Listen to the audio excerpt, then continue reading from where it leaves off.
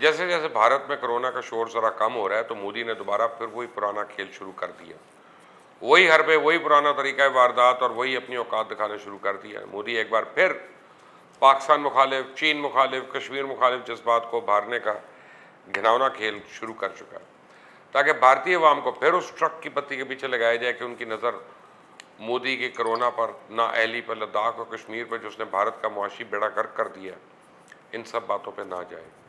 یوں مقبوضہ جموں کشمیر میں بھارتی فضائیہ کے مرکز پر ڈرون حملوں کا الزام بھارتی تجزیہ کاروں نے پاکستان پہ عائد کر دیا، اور ایک بار پھر بھارت کی جانب سے وار مانگرنگ ہو رہی ہے۔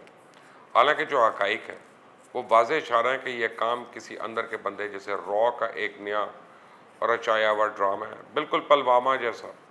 اس کا ملبہ پاکستان پہ ڈالا جا رہا اور اس کا ملبہ بھی پاکستان پہ ڈالنے کی کوشش کی جا رہی ہے۔ ساتھ ہی اس واقعے کی آڑ میں مودی اور بھارت جو ہے بڑی بڑی ڈیلز کرنے کے در پہ ہیں۔ حالانکہ جو سوال بنتا تھا کہ مودی جی جنہوں نے بھارتی فضائیہ کو رافیل سے لے کے پتہ نہیں کون کون سے سسٹمز اور ریڈارز غریب بھارتیوں کے پیسے خرچ کر کر لا دیے، ان کی کارکردگی ہے کیا؟ آخر کیسے بھارتی فضائیہ کے اڈے پہ ڈرون حملے ہو گئے؟ کیا سب بھنگ پی کر سوئے ہوئے تھے؟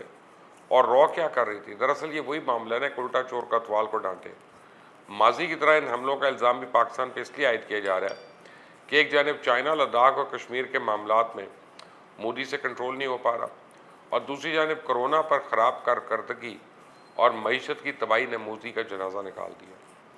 دراصل مقبوضہ کشمیر کے جموں ایئر بیس پہ 5 منٹ کے وقفے سے ہونے والے 2 زوردار دھماکے اس امر کی گواہی دے رہے ہیں کہ کشمیری عوام بھارت کے کنڈوں کے آگے جھکنے والی نہیں۔ ایک دھماکے سے بھارتی فضائیہ اڈے کی عمارت کی چھت اڑ گئی، دوسرا دھماکہ کھلی جگہ پہ ہوا۔ دھماکوں سے پورا علاقہ لرز اٹھا، ہر طرف خوف و ہراس پھیل گیا، پورا جموں ڈویژن میں ہائی الرٹ جاری کر دیا گیا۔ اور حیران کن بات یہ ہے کہ دھماکے ایسے وقت ہوئے جب ایئر فورس اسٹیشن پہ اعلیٰ سطح کا اجلاس ہو رہا تھا۔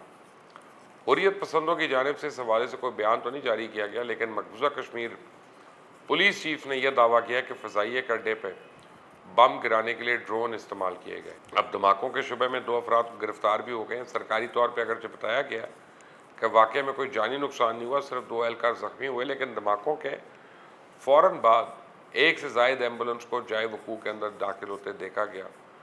اس سے قیاس رائیاں کی جا رہی ہیں کہ کافی جانی و مالی نقصانات ہوئے ہیں، انہیں چھپایا جا رہا ہے۔ قیاس رائیوں کی بڑی وجہ میڈیا کو جائے وقوع میں داخلے اور رپورٹنگ کی اجازت نہ دینا ہے، جس سے یہ شبہ بھی پیدا ہوا ہے کہ یہ بھارت کی اپنی ایجنسیوں کی کارستانی ہے۔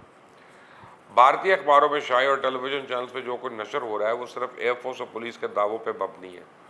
مقبوضہ جموں اور کشمیر میں یہ پہلا ڈرون حملہ تھا، اور پولیس کا مضحکہ خیز دعویٰ ہے کہ کشمیری مجاہدین بارودی مواد کی منتقلی کے لیے ڈرونز کو ہی استعمال کرتے ہیں۔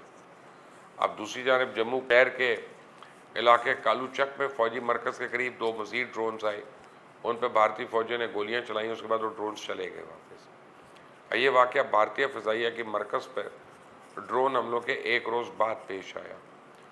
دھماکوں کی اہمیت اس بنا پر اور بھی بڑھ جاتی ہے کہ چند روز پہلے ہی وزیر اعظم مودی نے بھارت نواز کشمیری رہنماؤں کو کل جماعتی کانفرنس کے لیے بلایا تھا۔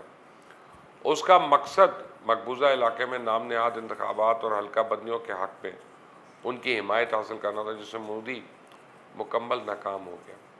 سچ تو یہ ہے کہ مقبوضہ کشمیر کی حقیقی سیاسی قیادت عرصہ دراز ہے بھارتی جیلوں میں قید اپنی بے گناہی کی سزا بھگت رہی ہے، اور ان لوگوں کا قصور صرف یہ ہے کہ وہ اپنے خود ارادیت اور آزادی مانگتے ہیں۔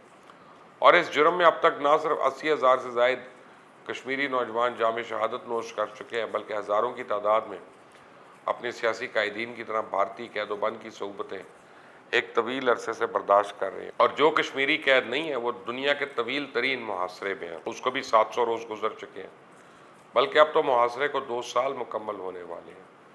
یہاں میں اپنے ان بعض نادان دوستوں کا بھی ذکر کر دوں جو یہ توقع کر رہے تھے کہ مودی نے جو کشمیریوں کا اجلاس بلایا تھا اس میں کچھ اور نہیں تو کم از کم مقبوضہ کشمیر کی خصوصی حیثیت بحال کر دی جائے گی، لیکن اس اجلاس میں نہ تو حقیقی کشمیری سیاسی قیادت کو جیلوں سے رہا کر کے مدعو کیا گیا، نہ ہی کشمیر کی خصوصی حیثیت کی بحالی پہ بات کی گئی۔ اس طرح یہ بے معنی اجلاس بھی ایک ڈرامہ اور گونگلوں سے مٹی جھاڑنا ہی ثابت ہوا۔ اس اجلاس میں مدعو کیے گئے چند معروف کشمیری قائدین نے بھی مودی سرکار کو ٹینگا دکھایا۔ یوں یہ بے معنی اجلاس بے مقصد انجام سے دوچار ہوا جو مودی سرکار کی ناکامی کا باعث بنا۔ اب بھارتی تحقیقاتی اداروں کی جھوٹی تحقیق یہ ہے کہ پاکستان ڈرون کو جموں کشمیر میں کئی عرصے سے استعمال کر رہا ہے۔ چلیں اگر یہ بات مان بھی رہے کہ ڈرون پاکستان کی طرف سے آئے تھے تو کنٹرول لائن کے پاس تو بات سمجھ میں آتی ہے، یہ اتنی دور جموں کشمیر کے اندر ڈرون کیسے پہنچ گئے؟ اور یہ سوال بھارت میں کوئی بھی حکومت اور فضائیہ سے نہیں پوچھ رہا۔ بھارتی دفاعی تجزیہ کاروں کو اس میں بھی آہستہ ہی دکھائی دے رہی ہے۔ دراصل اس سب الزام تراشی کی وجہ یہ ہے کہ اس کا سارا ملبہ پاکستان پہ ڈال کے بھارتیوں کو خوف میں مبتلا کر کے بھارتی اینٹی ڈرون سسٹم نصب کرنے کی تیاری میں۔ بھارتی خبر رساں نے تو یہ بھی دعویٰ کر دیا کہ بھارت نے اینٹی ڈرون سسٹم پہ کام کا آغاز کر دیا، کئی فوجی تنصیبات میں اینٹی ڈرون سسٹم نصب کیا جا چکا ہے۔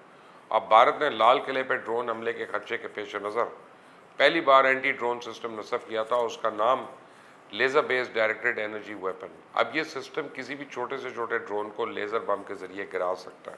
ایک اور سسٹم ہے جو کہ DRDO کے لگاتار ٹرائل پہ ہے کہ کیسے مائکرو ویو کے ذریعے ڈرون کو گرایا جا سکے، اور اس کو جیمنگ سسٹم بھی کہا جاتا ہے۔ بھارت کے CDS پین راوت نے بھی تسلیم کر چکے ہیں کہ مستقبل کی جنگ کے لیے خود کو تیار کرنا ہوگا۔ بھارت نے ضمن میں تینوں افواج کے اہم اڈوں پہ اینٹی ڈرون سسٹم نصب کرنے کی تیاریاں تیز کر دی ہیں، اور اس لیے بھارت نے اسرائیل سے بھی مدد لی، اور بھارتی بحریہ نے چھوٹے ڈرون سے نمٹنے کے لیے اسرائیل کو اینٹی ڈرون سسٹم کا 2000 سے زیادہ کا آرڈر دے دیا، اور یہ اینٹی ڈرون سسٹم کمپیوٹرائزڈ ہے۔